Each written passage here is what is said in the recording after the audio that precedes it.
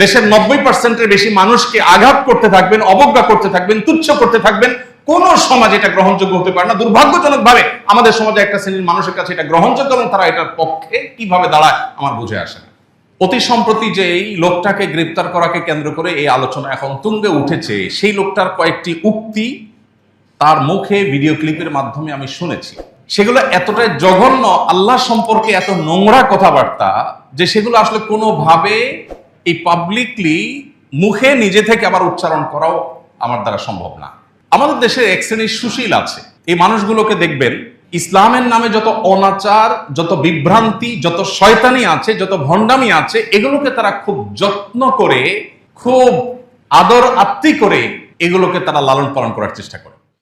আমাদের বাংলাদেশের একটি দুঃখজনক বাস্তবতা হলো ধর্মের নামে প্রতারণা, প্রবঞ্চনা, ধর্মের নামে নানা রকমের ধোঁকাবাজি, এটা দীর্ঘদিন থেকে নানা সেক্টর থেকে হয়ে আসছে। এর মধ্য থেকে অন্যতম একটা সেক্টর হলো বাউলবাদ।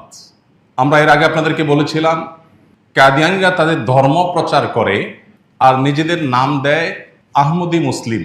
খ্রিস্টানরা এদেশে তাদের মিশনারি কার্যক্রম পরিচালনা করে অর্থ সম্পদ নানা কিছুর প্রলোভন দেখিয়ে সরলমনা, গরিব, অভাবী মুসলমানদেরকে খ্রিস্টান ধর্মে দীক্ষিত করে আর নাম দেয় ঈসাই মুসলিম।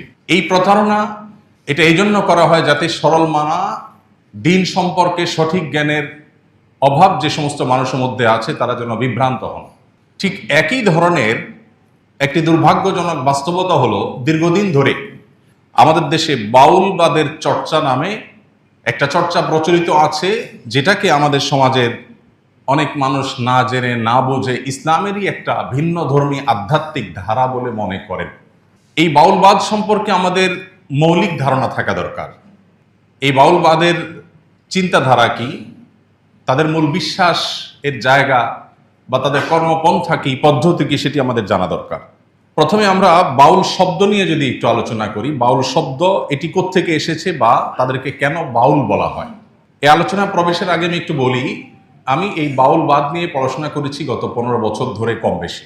বিভিন্ন বই পুস্তক এবং আর্টিকেল পড়ার পাশাপাশি তাদের নিয়ে নির্মিত বিভিন্ন ফিল্ম, যেগুলো তাদের মতবাদকে ভারতবর্ষে নানাভাবে মুসলমানদের মধ্যে অনুপ্রবেশ করাবার জন্য বিভিন্ন সময় রাষ্ট্রীয় পৃষ্ঠপোষকতায় করা হয়েছিল, সেগুলোর উপরে লেখাজোখারও টুকটাক সুযোগ বা তৌফিক আমার হয়েছে।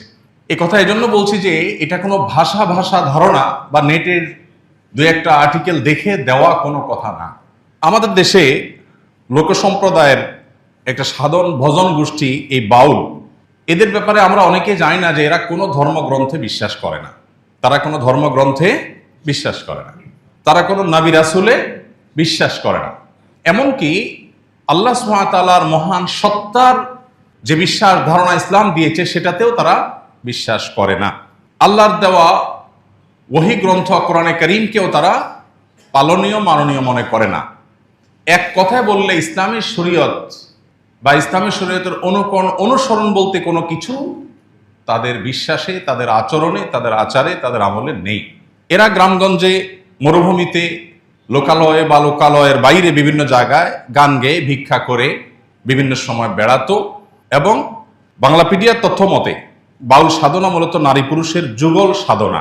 এবং এদের গানে, এদের কথাবার্তায়, এদের বিভিন্ন আলাপ আলোচনায় অত্যন্ত কৌশলে কিছু তারা আরবি শব্দের ব্যবহার করে, যেমন তারা আল্লাহ, রাসূল এরকম বিভিন্ন শব্দ তারা কিন্তু ব্যবহার করে।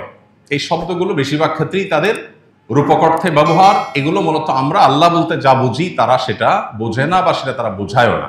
এ বিষয়ে তাদের নিয়ে যে সমস্ত গবেষকরা গবেষণা করেছেন, একটু ঘাটাঘাটি করলে বিস্তারিত আমরা পেয়ে যাবো। আমার সময় খুবই সীমিত, খুবই অল্প সময়, এর মধ্যে আমি তাদের সম্পর্কে একেবারে মৌলিক কয়েকটা কথা বলে শেষ করবো ইনশাআল্লাহ।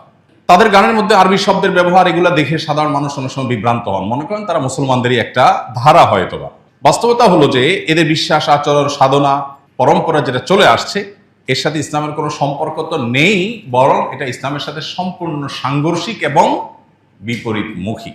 বাউল শব্দটি এটি অনেকের মতে এসেছে আরবি বাউর থেকে, যার অর্থ হলো স্বেচ্ছাচারী, বিশৃঙ্খল বা উন্মাদ। কেউ বলেছেন এটা সংস্কৃত বায়ু থেকে এসেছে, কারণ যে সমস্ত লোক বায়ু অর্থাৎ শ্বাস প্রশ্বাসের ক্রিয়ার সাহায্যে সাধনার মাধ্যমে আত্মিক শক্তি অর্জন করা যায় বিশ্বাস করেন, এদেরকে মূলত বাউল বলা হয় এবং সেখান থেকে তারাই বাউল। আবার কেউ কেউ বলেছেন সংস্কৃত বাতুল শব্দ থেকে বাউল এটার উৎপত্তি, অনেকে বলেছেন বাউল শব্দ থেকে বাউলের উৎপত্তি, অর্থ হলো এলোমেলো, বিশৃঙ্খল এবং পাগল। ডক্টর আহমদ শরীফের বরাতে উইকিপিডিয়ায় লেখা আছে যে বাউল তত্ত্ব বইটিতে তিনি বাউল ধর্মমত সম্পর্কে বলেন যে ব্রাহ্মণ্য, শৈব এবং বৌদ্ধ সহজিয়া মতের সমবায়ে গড়ে উঠেছে এই মিশ্র মত, যার নাম হলো নাথপন্থা। দেহতাত্ত্বিক সাধনাই হলো এদের লক্ষ্য। তাদের সম্পর্কে মৌলিক যদি কয়েকটি বিষয় আমরা আপত্তির জায়গা তুলে ধরতে চাই, এর ভিতরে একটা হলো যে তাদের মন গড়া ধর্ম বিশ্বাস এবং সাধন পদ্ধতি আছে। এরা ইসলামের প্রথাগত বিধিবিধান বা এবাদতে বিশ্বাস করে না। বাউলরা কোনো মসজিদেও যায় না, তারা কোনো মন্দিরেও যায় না। তাদের বিশ্বাস সৃষ্টিকর্তা নাকি নাউজুবিল্লাহ মানুষের দেহের মধ্যেই বাস করেন। তাদের মূল সাধনাই হলো মানুষের দেহ, অন্য কথায় বলতে গেলে যৌনতা। তাদের বিকৃত যৌনাচারের ফিরিস্তি এটা পাবলিক আলোচনায় মুখে উচ্চারণযোগ্য না। এখানে অনেক শিশু আছে, বিভিন্ন বয়সের মানুষজন আছেন। এমন এমন নোংরামো, এমন এমন রুচি বিকৃতির কর্মকাণ্ড তারা সাধনার নামে চর্চা করে প্রতিনিয়ত, যেগুলো আসলে মুখে উচ্চারণ করবার যোগ্য নয়। বাউলদের বিশ্বাস হলো সর্বেশ্বরবাদী। তাদের দেহ আচার এগুলোই তাদের কাছে ঐশ্বরিক বিষয়। দেহের বাইরে তাদের কাছে কিছুই নাই। এখানে আল্লাহ, নবী, কৃষ্ণ এবং পরমাত্মা যে যে ধর্মে যা বিশ্বাস করে তারা মনে করে সব মানুষের দেহের মধ্যেই একাকার হয়ে আছে এবং ঈশ্বর এবং বিশ্বজগৎ এটা অভিন্ন দুইটা সত্তা।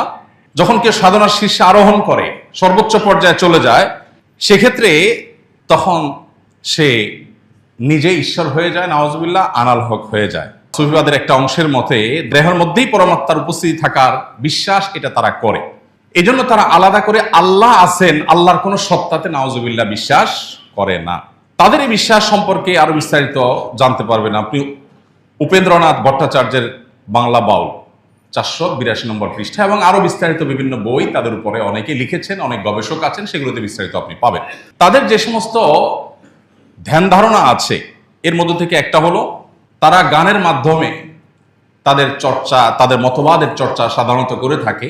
বাউল গান আমাদের দেশে প্রচলিত এবং বহুল পরিচিত একটা গানের ধারা। এই গানগুলোর মাধ্যমে তারা প্রায় সময় আমরা লক্ষ্য করব যে তারা আল্লাহকে, রাসূলকে, শরিয়াকে, কোরআন হাদিসকে এবং মসজিদকে, এমনকি কখনো কখনো হিন্দু ধর্মের বিভিন্ন বিষয়কে তারা কটাক্ষ করে, অবজ্ঞা করে, তুচ্ছ তাচ্ছিল্য করে নানা বক্তব্য দেয়। অতি সম্প্রতি যে এই লোকটাকে গ্রেপ্তার করাকে কেন্দ্র করে এই আলোচনা এখন তুঙ্গে উঠেছে, সেই লোকটার কয়েকটি উক্তি তার মুখে ভিডিও ক্লিপের মাধ্যমে আমি শুনেছি। সেগুলো এতটাই জঘন্য, আল্লাহ সম্পর্কে এত নোংরা কথাবার্তা, যে সেগুলো আসলে কোনোভাবে এই পাবলিকলি মুখে নিজে থেকে আবার উচ্চারণ করাও আমার দ্বারা সম্ভব না। সূরা নাসের একটা বিকৃতি তার মুখ থেকে শুনছিলাম, যেটা সে বহু আগে করেছে তার পুরাতন ভিডিওতে। সেখানে সে বলছে যে কুল রব্বিন নাসে, এখানে এত নাসে কেন? মূলত এই কুল রব্বিন নাসে, মালিকের নাসে, সব নাসে বলে মূলত আমাদেরকে নাচতে বলছে, নাচতে।